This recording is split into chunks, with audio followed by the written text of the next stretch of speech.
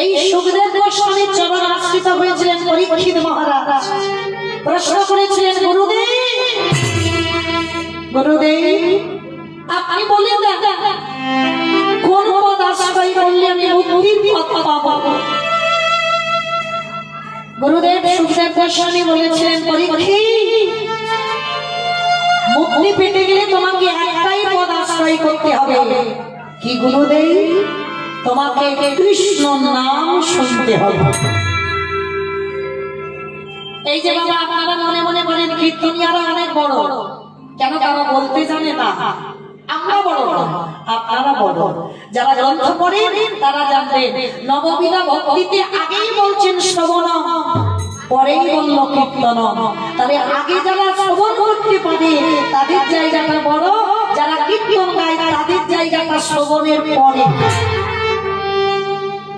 সুখদেব গোস্বামী বলেছিলেন, পরীক্ষিত তুমি যদি কানে কৃষ্ণ নাম শুনতে পারো তাহলেই তুমি মুক্তির পথ পেয়ে যাবে। ছুটে গিয়ে গুরুদেবের চরণ আছাড় করে বলল, চিৎকার করে বললেন, গুরুদেব গুরুদেব আপনি আমাকে শোনাবেন কৃষ্ণ নাম, যে নাম শুনলে মুক্তি পাওয়া যায়, যে ফল করতালের ধরে গেলে মুক্তি পাওয়া যায়, সেই কৃষ্ণ নাম আপনি আমাকে একটু শ্রবণ করান। আর সেই ভাগবতকে আশ্রয় করে এই কলির মানুষ বাবা মায়ের মুক্তির জন্য, কোন ব্যক্তি মারা গেলে তার মুক্তির জন্য এই শ্রাদ্ধ বাসরে বাবা কীর্তনের আয়োজন করা হয়, যাতে ইহলোক হতে পরলোকে গিয়ে আর যেন আমাদের মতো নরকুলে আসতে না হয়, তাকে যেন দেব লোকে চলে যেতে হয়।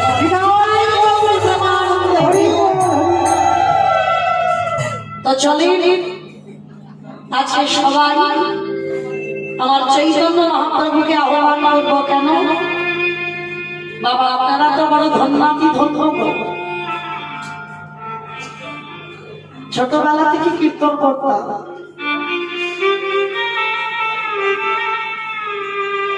মনে মনে ভেবেছিলাম কোনদিন কি নদীয়ার মাঝে কীর্তন গাইতে পারবো, যে মাটিতে আমার মায়েরই জন্ম। আপনারা বড় ভাগ্যবান, বড় ভাগ্যবতী। এসেছি বাবু সেই দক্ষিণ 24 পরগনা গঙ্গা সাগর, একটুখানি রাস্তা পাওয়া আপনাদের মতো ভক্ত পদধূলা পাওয়ার জন্য আশীর্বাদ করবে। এ জন্মে তো পেয়ে গেল, আবার যদি কোনোদিন জন্ম হয় আপনাদের মতো যেন নদী আর মাটিতে আমার জন্ম হয়।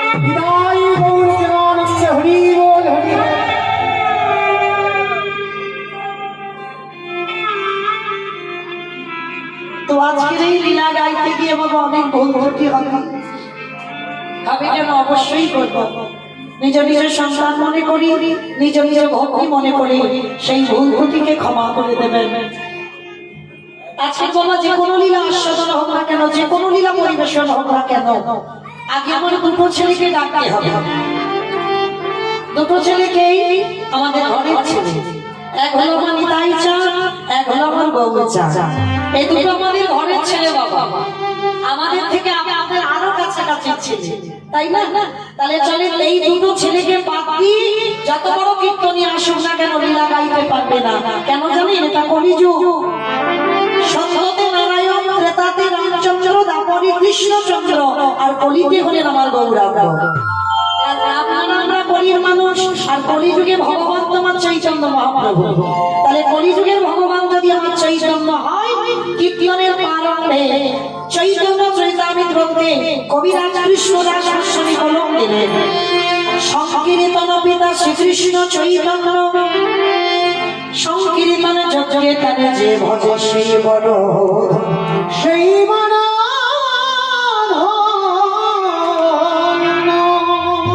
সংকীর্তন পিতা শ্রীকৃষ্ণ চৈতন্য, সংকীর্তন যজ্ঞে তারে যে ভজে সেই বড় ধন্য। কীর্তনের প্রারম্ভে মানে লীলায় যাওয়ার আগে আমরা সবাই একটু গৌত্রদিকে আস্বাদন করবো এই নদিয়ার মাঝে।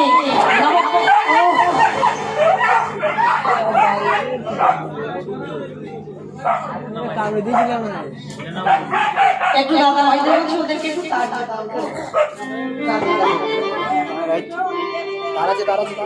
হরিনাম হচ্ছে তো আসবে বাধা দিতে চাইবে না। কলিযুগে যেখানে হরিনাম হবে সেখানে বাধা সৃষ্টি হবে, এই জন্য এদের আশা। তো চলুন আজকে আমরা সবাই নদিয়ায় গিয়ে দেখবো ব্রজেন্দ্র নন্দন কৃষ্ণ কলিকালের মাটিতে উদয় হয়েছে। রাধা কৃষ্ণ এক একটা দুই দেহ ধরি অনন্ত বিলাসের শাশ্বত করি, এই দুই ভাব এবে চৈতন্য গোসাই ভাবের আস্বাদিতে দোহে এক মায়েরা। বৃন্দাবনে দুটো থালা দুটো গ্লাস দিতে হতো, রাধা কৃষ্ণ ভরতে হতো, কিন্তু কলিকালে আমার ভগবান কত সুবিধা করে দিয়েছে। আর দুটো থালা নয়, দুটো গ্লাস নয়, অনেক অনেক মিষ্টি নয়, দুটো সন্দেশ কিনতে হবে না, একটা কিনলেই দুটোর কাজ হয়ে যাবে। রাধা কৃষ্ণ এক এক না হই মানে দু তুমি এক হই আজকের গৌর হয়ে এসেছে নদিয়া। তাহলে এত সুযোগ দিয়েও বাবা তথাপি নাম ভজন হয় কি? আপনারা জানেন যে মাসে আজকের কীর্তন শুনতে বসেছেন, আমি কীর্তন গাইতে বসেছি দাঁড়িয়েছি, এই মাসটা বড় ধন্যাতি ধন্য মাস। কি গো মাসটা কি মাস? নিয়ম সেবার মাস, দামোদর ব্রতের মাস, কার্তিক ব্রতের মাস। একটা কথা বলি বাবা, অপরাধ যদি না না আমি জ্ঞান দিতে আসি, আমি একটু মনে করিয়ে দেওয়াচ্ছি, আপনারা কেউ যেন ভুল বুঝে বলবেন না ওইটুকু মেয়ে কত বড় বড় কথা বলে না। আমি জ্ঞান দিতে আসিনি বাবা, আমি একটু মনে করাতে এসেছি। 12টা মাসের মধ্যে ভগবান এই কার্তিক মাসটাকে বিশাল গুরুত্ব দিল। কেন জানেন? ভগবান বললেন, আমি বলছি না বাবা, এই মৌমিতার কথা নয়, হরি ভক্তি বিলাস গ্রন্থ বলছেন, স্কন্দ পুরাণ বলছে 11টা মাস তোরা যে যাই করিস না কেন, 11টা মাস আমি দেখতে যাবো না, কিন্তু বাবা এই কার্তিক মাসে একটু নিয়ম নিষ্ঠা মানতে হবে। আমরা কি পারি না বাবা? যা যে এত সুন্দর চরণ দিল, হাত দিল, বদন দিল, কর্ণ দিল, চক্ষু দিল, এত সুন্দর দেহটা যে গড়ে দিল, পারি না আমরা এক মাস তার জন্য একটু নিরামিষ আহার করতে? একটা মাস পারি না বাবা? এই সন্ধ্যাবেলায় আমি জানি না আপনারা দেন কিনা, এই কার্তিক মাসে দীপ দানের বিশাল মাহাত্ম্য বাবা। যদি আপনাদের কেউ সপ্তম পুরুষ মানে 7 পুরুষ নরকে থাকে, মায়েরা আপনারা তো গ্রামাঞ্চলের মানুষ, কাদামাটির অভাব নেই, 30টা দিনে 30টা প্রদীপ করে একটু ওই তুলসী তলায় একটু প্রদীপ দেবে। আর যদি দামোদরের ছবি থাকে তো খুবই ভালো হবে। যদি ঘি কেন হবে না, গোয়ালাপাড়া তো ঘোষপাড়া, তাহলে অভাব নাই বাবা। একটু ঘিয়ের প্রদীপ দিতে হয়, মাটির প্রদীপ যদি দিতে পারে। 11টা মাস যে কি করলেন আমার ভগবান দেখতে যাবে না, এই মাসটাই যদি একটু নিয়ম করে ভগবানের আরাধনা করে, এই মাসটাতে ভগবান বহু বহু লীলা করেছে। দাম মানে দড়ি, বন্ধন মানে বাধা। আমার মা যশোদা গোপালের কোমরে দড়ি বেঁধেছিল বাবা, উদু খোলে বাঁধল। আচ্ছা আপনাদের এখানে মনে হচ্ছে না ভগবানের নাম তো বিভু, বিভু মানে আকাশ, তাহলে ভগবানের দেহটা আকাশের মতো, যার শেষ নেই যার শুরু নেই, তাহলে যার শেষ নেই যার শুরু নেই তাকে কি করে মা যশোদা একটা দড়ি দিয়ে উদু খোলে বাঁধল? এটাই হলো তথ্য বাবা। পারবেন কেউ কোনোদিন মনে করতে পারবেন আকাশকে দড়ি দিয়ে বাঁধা যায়? কি বাবা আকাশকে দড়ি দিয়ে বাঁধা যায় না। তাহলে ভগবান যদি বিভু হয়, মা যশোদা কি করে গোপালকে বাঁধলো? এটাই কারণ। দেখবেন বাবা কোন জজ, একটা জজের কলমে কিন্তু অনেক কিছু হয়ে যায়, যাই না বাবা? কারো যাবজ্জীবন জেল হয়ে যায়, কারো ফাঁসি হয়ে যায়, আবার কেউ একেবারে সারা জীবনের মতো মুক্তিও পেয়ে যায়। তাহলে একটা মানুষের কলমে এত কিছু হয়, মানে জজের কলম। আর সে ব্যক্তি যদি বাড়িতে যায় আর ছোট নাতি হয়েছে, নাতি যদি বলে ও দাদু দাদু তুমি একটু ঘোড়া হও না, আমি তোমার পিঠে একটু চড়ে বেড়াই, কি বাবা অনেক নাতিরা আদর করে বলে না। তা জজকে যদি বলে দাদু তুমি ঘোড়া হও, আমি তোমার একটু পিঠে চড়ি, তা জজ দাদু সে যদি বলে তুই জানিস আমি কে, আমার একটা কলমে কত কিছু হয়ে যায়, আর তুই আমাকে ঘোড়া হতে বলছিস, আর তুই আমার পিঠে চড়বি, আমি পারবো না। কি বাবা এটা যদি দাদু বলে, তাহলে কি দাদু কোনোদিন নাতির ভালোবাসা আদরটা পাবে? কি বাবা পাবে? পাবে না। তাহলে নাতির ভালোবাসা পেতে গেলে তুমি জজ হও আর যেই হও না কেন, তোমাকে ঘোড়া হতে হবে। আর যদি তুমি ঘোড়া হতে পারো তবে তো নাতির ভালোবাসা পাবে। ঠিক তত্র ভগবান মনে মনে বললে আমি বিশ্বের স্রষ্টা মালিক, আমি ভগবান, আমার একটা নাম আমি বিভু, মানে আকাশের মতো। কিন্তু আমি যদি মায়ের ভালোবাসা পেতে চাই, তাহলে আমাকে বাৎসল্য প্রেমে ছোট ছোট গোপাল হয়ে আমার মার কাছে যেতে হবে। আর মার কাছে যদি আমি বাধা না পড়ি, মায়ের ভালোবাসা পাবো না। মা ছেলেকে যে কত ভালোবাসি, একজন পিতা তার সন্তানকে কত ভালোবাসি, আমি যদি ছোট ছোট গোপাল হয়ে না যাই, তাহলে আমার ভালোবাসা জানা হবে না। তাই বিশ্বের স্রষ্টা নারী মায়ের ভালোবাসা পাওয়ার জন্য ছোট ছোট গোপাল হয়ে এসেছে। আর মা যশোদা উদরে বাঁধছে দড়িটা, আর বাঁধতে গিয়ে বাবা এই 2 আঙুল দড়ি কম পড়ে যাচ্ছে, কিছুতে মা যশোদা বাঁধতে পারছে না, 2 আঙুল কম পড়ছে। তা যখনই 2 আঙুল কম পড়ছে, এটাই তত্ত্ব বাবা। 2 আঙুল কম পড়লো কেমন? 3 আঙুল হতে পারতো, 4 আঙুল হতে পারতো, 2 আঙুল পড়লো কেন? 1 আঙুল হচ্ছে ভগবান ভক্তকে শিক্ষা দিচ্ছে। জগতের সংসারী ভক্তরা ভজন পথে গিয়ে ঊর্ধ্বগামী হবে, ভক্তির পথে যাবে, এইটা হলো 1 আঙুল। আর 1 আঙুল হচ্ছে ভক্ত যখন ভজন পথে গিয়ে ঊর্ধ্বগামী হবে, আমার ভগবান তখন ভক্তের লাগি বলি এই ভাগাতে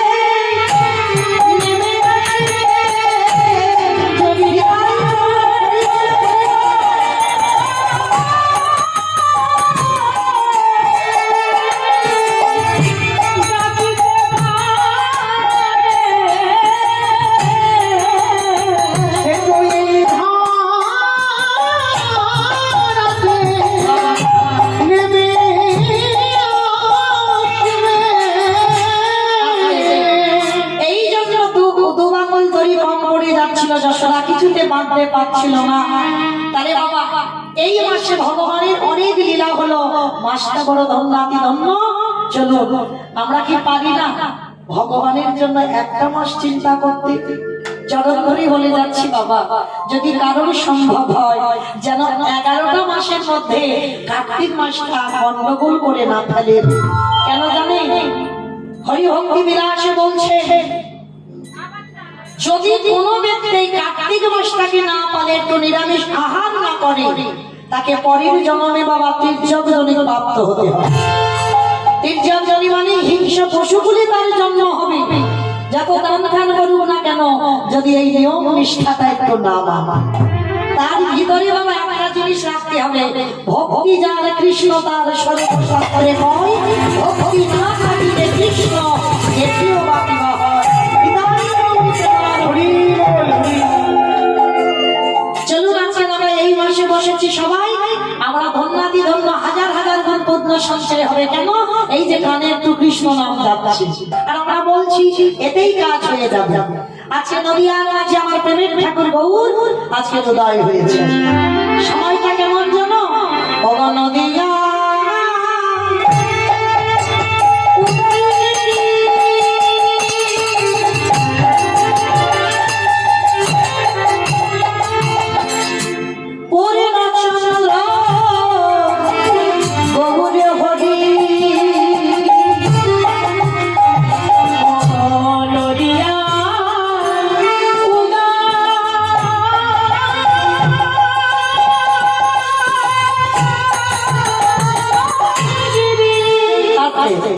বাবা ঠাকুর পদাবলী শুনলে হবে না, পদাবলী মানেগুলো আমাদের জানতে হবে, তবে তোমার বুঝতে পারবো, কীর্তন বোঝা যাবে। নদিয়ায় উদয়গিরি পূর্ণচন্দ্র গৌরবে, তার মানে নবদ্বীপের মাটিতে পূর্ণ চাঁদের উদয় হয়েছে।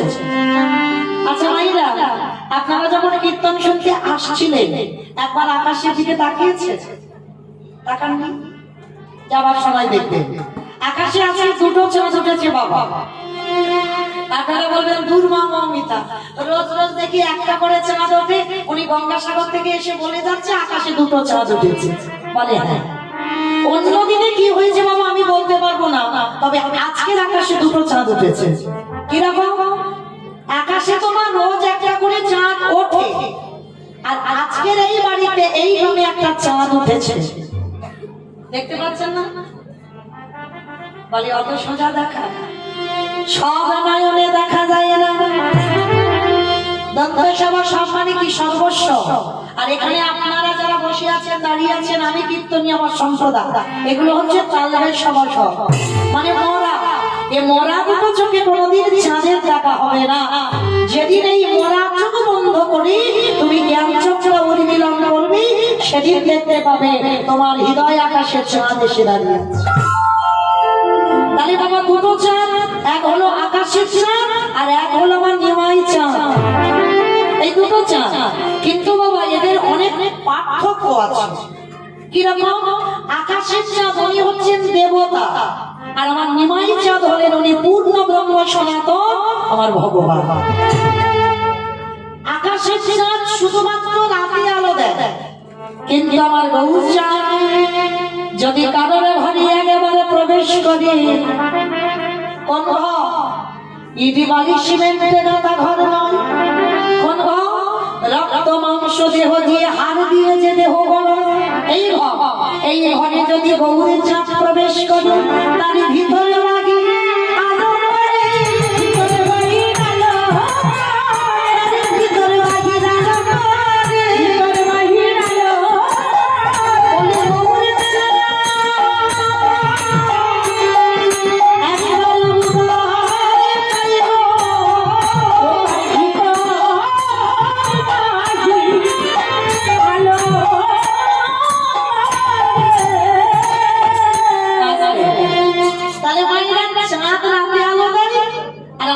একবার সর্বক্ষণ আলো দেয় যদি একবার হৃদয়ে প্রবেশ করতে পারে।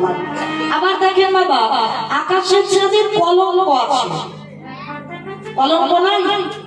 সেই যে দেবগুরু স্ত্রী, দেবগুরু বৃহস্পতি স্ত্রী, তারা সতীত্ব নাশ হলো, যার জন্য আকাশের চাঁদ কলঙ্কিত হয়ে গেল।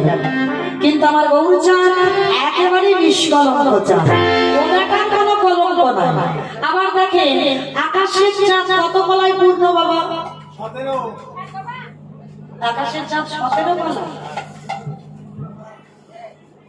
কত কলা?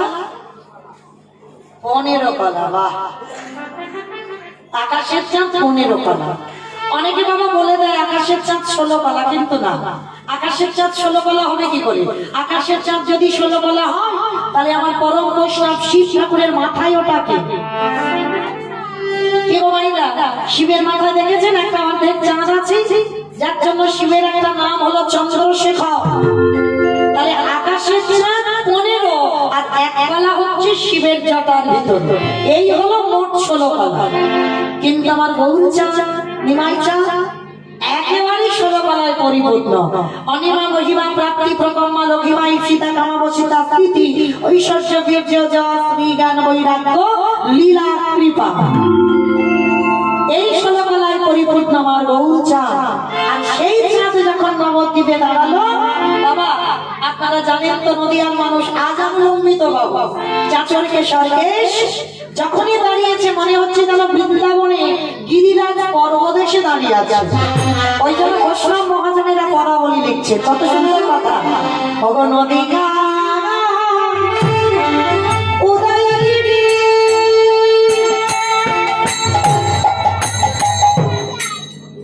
আমার মায়েদের সঙ্গে বাবা একটা কথা বলি, বাবা ঝগড়া করতে গেলে প্রথমে করে নেওয়া ভালো। বাবা একটু ধরো বাচ্চাটাকে, শোনা একটু যাও, ভালো যাও।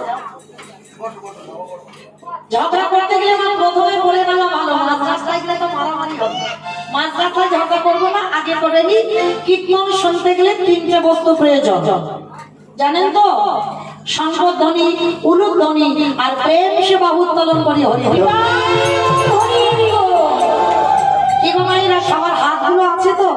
সবাই এসেছে, হাত এসেছে হরিবাসরে? আচ্ছা, যাদের যাদের এসেছে কই একবার দেখান তো।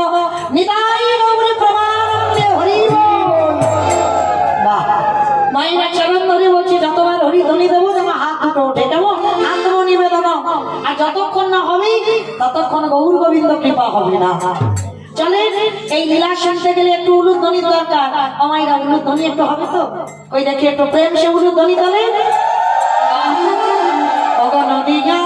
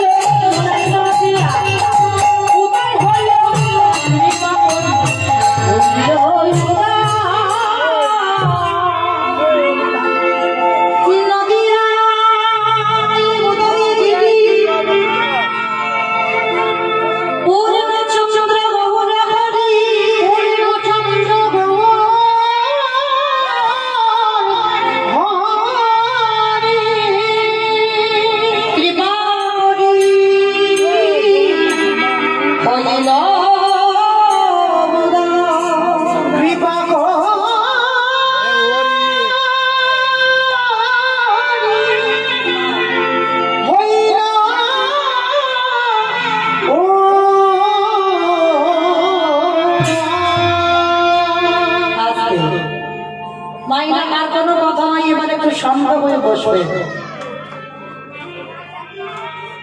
আমার নবী আর সাথে নিমা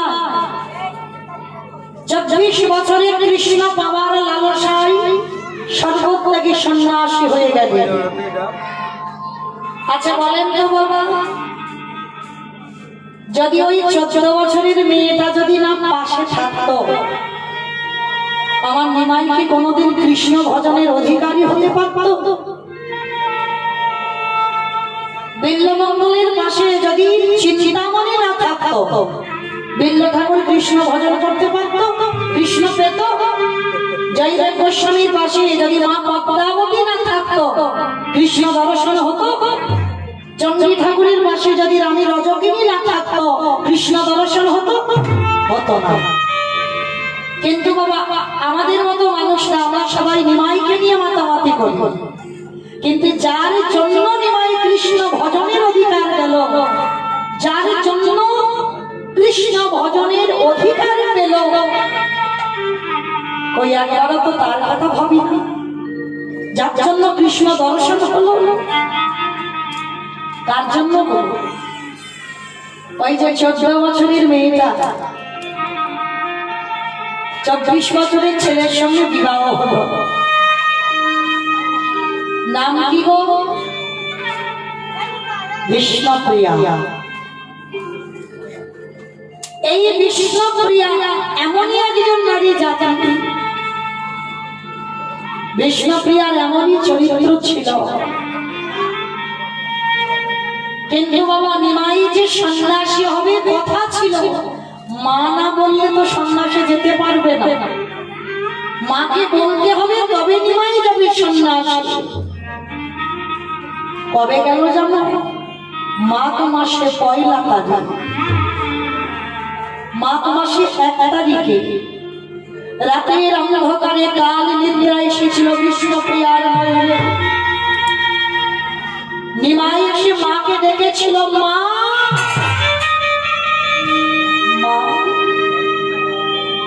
আমি সন্ন্যাসী হতে চাই।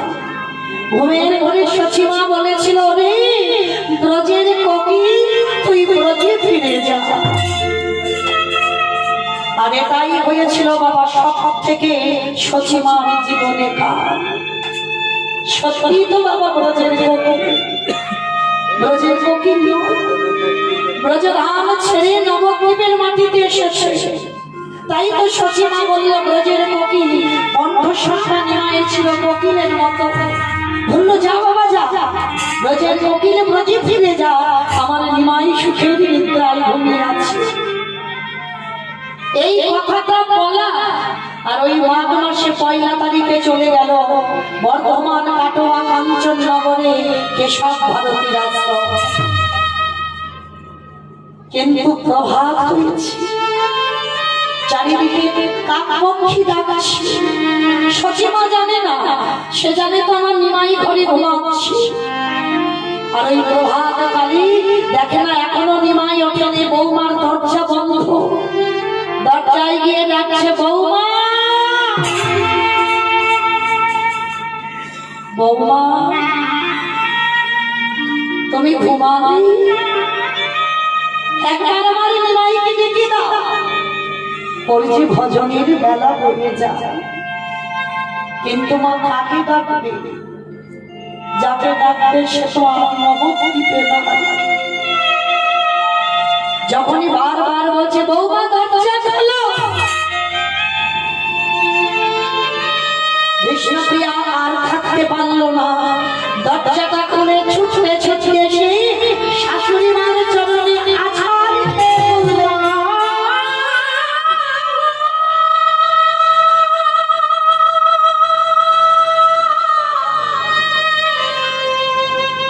ও মা